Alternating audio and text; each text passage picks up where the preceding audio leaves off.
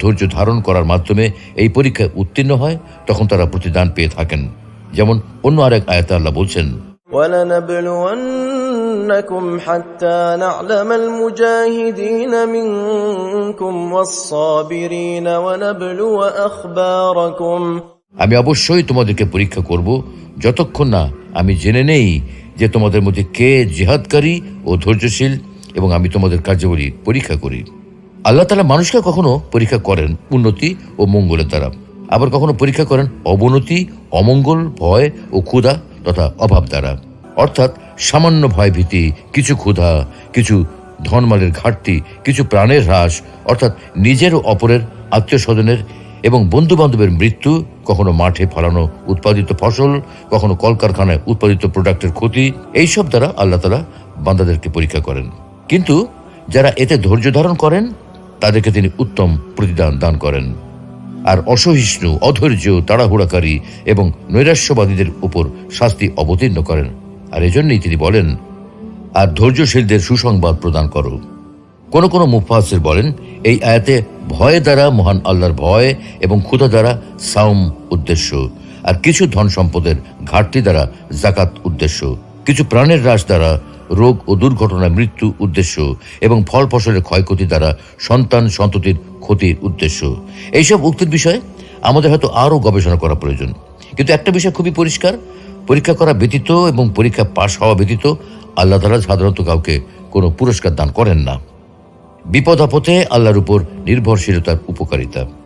সুপ্রিয় দর্শক, উপরের আয়াতের ব্যাখ্যা বিশ্লেষণে আমরা দেখেছি যে আল্লাহ তাআলা ধৈর্যশীলদের পুরস্কার দান করেন। এখন কথা হলো, ধৈর্যশীল কারা? ধৈর্যশীলদের পরিচয় বর্ণনা করে আল্লাহ নিজে ঘোষণা দিচ্ছেন যে এই সব লোক তারাই যারা সংকট, সংকীর্ণতা ও বিপদ আপদের সময় ইন্না লিল্লাহ পড়ে এবং একথার দ্বারা নিজেদের মনকে সান্ত্বনা দেয় যে সেটা করার অধিকার আল্লাহর আছে। তখন বান্দার এই উক্তি ও মনোভাবের কারণে তার উপর আল্লাহর রহমত, দয়া ও অনুগ্রহ অবতীর্ণ হয়। সে শাস্তি হতে মুক্তি লাভ করে এবং সুপথ প্রাপ্ত হয়। আমিরুল মুমিনিন ওমর ইবনে খাত্তাব রাদিয়াল্লাহু তাআলা আনহু বলেন, সম্মান অর্জনের জন্য দুটি জিনিসের প্রয়োজন, একটি হলো সালাত আর একটি হলো রহমত। কিন্তু এই দুটির একটি মধ্যবর্তী জিনিস রয়েছে, আর সেটা হলো হিদায়াত। এগুলি ধৈর্যশীলরা লাভ করে থাকেন। হাদিসের বিখ্যাত গ্রন্থ মুসনাদ আহমদে রয়েছে, উম্মু সালামা রাদিয়াল্লাহু তাআলা আনহা বলেন, একবার আমার স্বামী আবু সালামা রাদিয়াল্লাহু তাআলা আনহু রাসূলুল্লাহ সাল্লাল্লাহু আলাইহি ওয়াসাল্লামের কাছ থেকে ফিরে আমার নিকট আসেন এবং অত্যন্ত খুশি মনে বলেন, আজ আমি এমন একটা হাদিস শুনেছি যা শুনে আমি খুবই খুশি হয়েছি।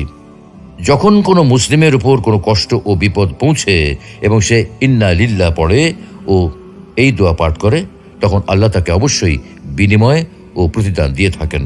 আল্লাহুম্মা আজিরনি ফি মুসিবাতি ওয়াখলুফ লি খায়রাম মিনহা। হে আল্লাহ, আমাকে মুসিবতের সময় ধৈর্য ধরার শক্তি দান করুন এবং এর পরিবর্তে উত্তম প্রতিদান দান করুন।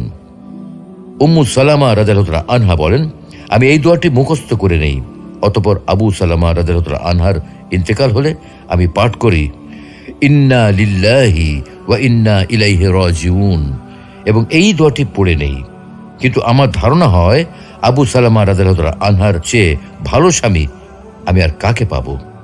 কিন্তু বাস্তবতা হচ্ছে, আমার ইদ্দত শেষ হওয়ার পর রাসূলুল্লাহ সাল্লাল্লাহু আলাইহি ওয়াসাল্লাম আমাকে বিয়ে করার ইচ্ছা প্রকাশ করেন। প্রস্তাব পেয়ে আমি বললাম, এটা তো আমার জন্য বড়ই সৌভাগ্যের ব্যাপার, কিন্তু আমার কিছু সমস্যা